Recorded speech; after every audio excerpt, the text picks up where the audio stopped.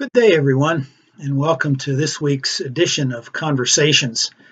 I'm going to take a little bit of a detour this week. We've been talking about the Gospel of Luke for the last couple of months, actually.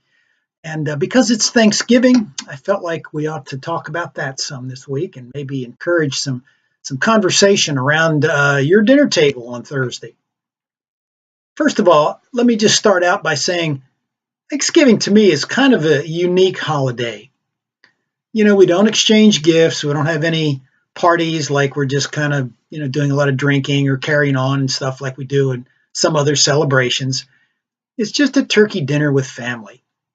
Maybe even a little football on that day, which wasn't part of the original celebration, of course, but we've made it kind of traditional to do that.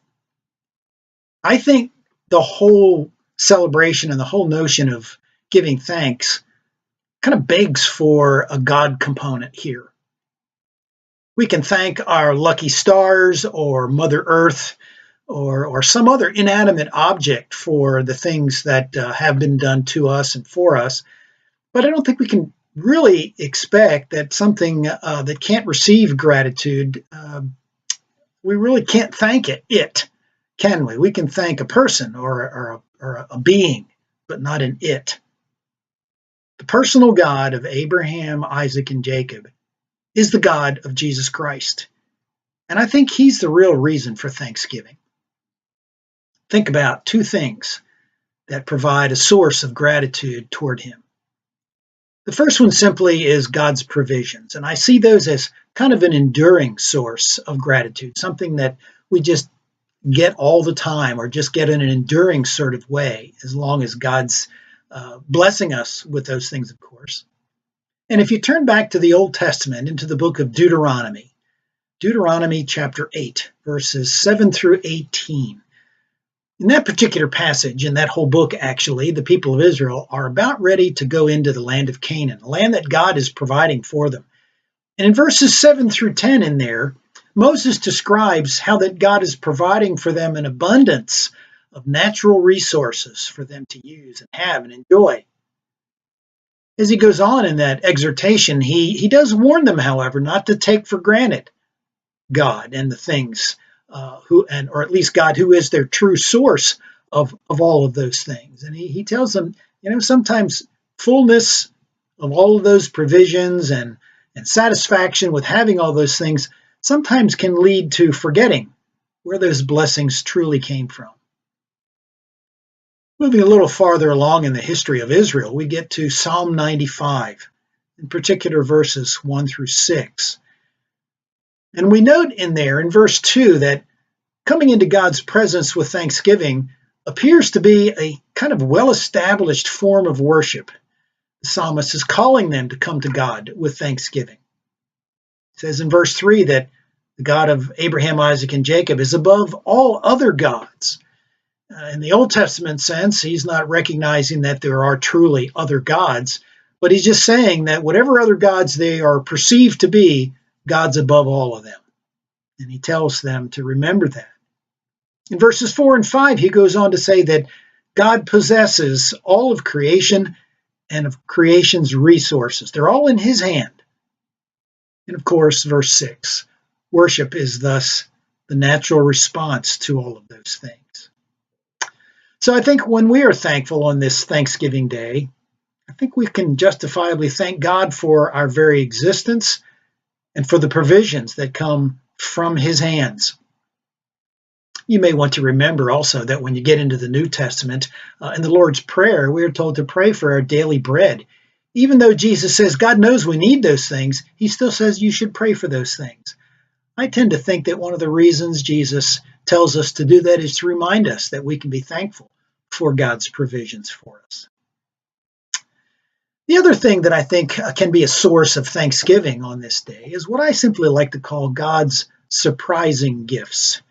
They're not so much new to God, but they can be new to us, and they surprise us and perhaps evoke that feeling of gratitude toward us.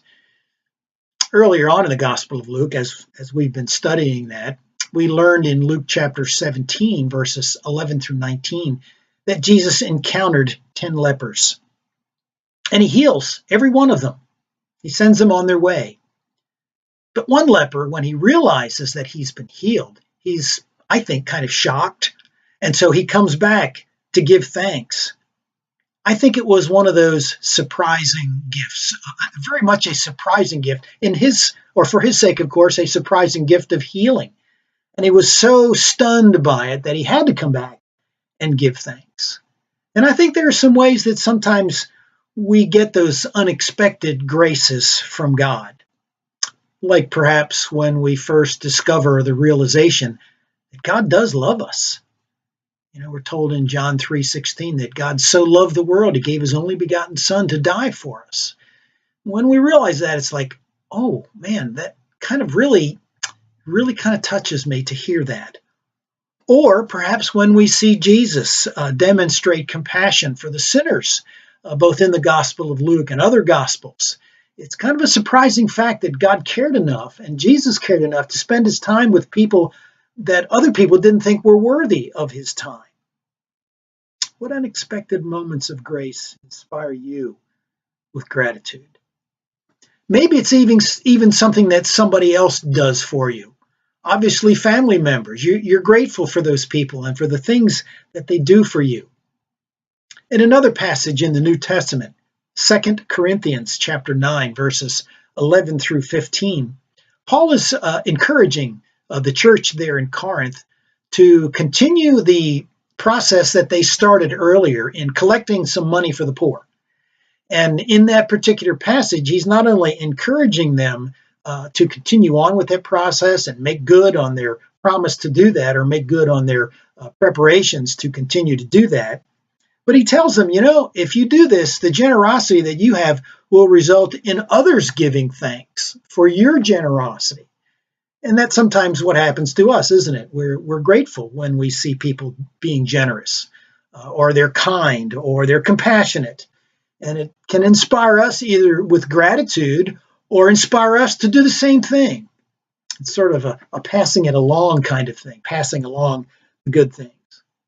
But I want you to notice also verse 15 there in that passage, because Paul says in the long run, we can trace that all the way back to God and the inspiration that he gives for his own generosity in so many different ways. And so on this Thanksgiving Day, let's not only be thankful on this day, but learn to be always thankful for God's enduring provisions, for unexpected graces, and even for the goodness of others. Have some conversation around your table on this Thanksgiving Day for the things that you're thankful for. I look forward to seeing you next week and hope you have a really great Thanksgiving with your family.